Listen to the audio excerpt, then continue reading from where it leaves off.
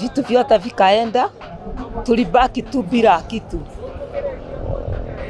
Tulibebwa na nyumba pamoja na watoto wangu.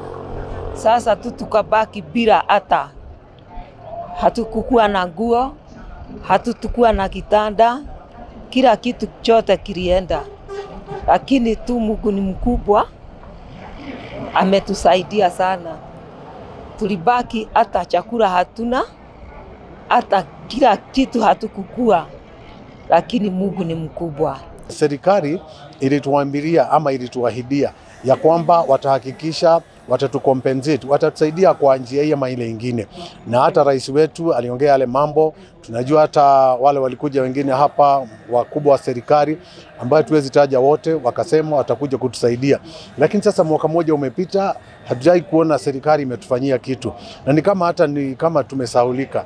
Na hatujaona mtu ambaye anakuja kutuambia sasa vile tulikuwa tumesema tutamnunulia shamba, maana hiyo ilikuwa ni ahadi moja.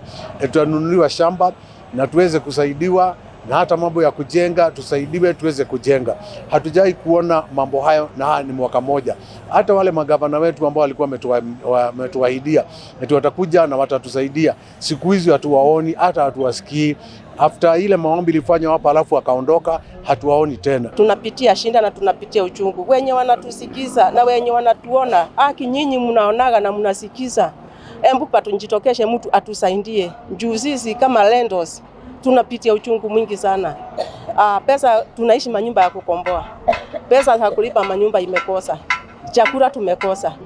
Kutoka siku hiyo tunapitia shinda, hatuna makao. Nyumba ni hiyo ya kukomboa.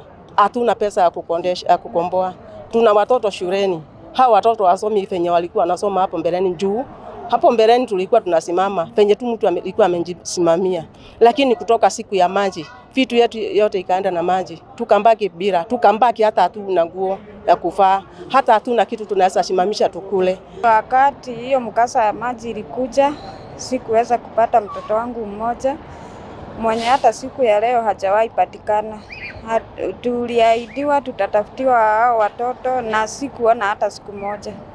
Kwa hiyo shughuli ya kuwatafuta ama nini.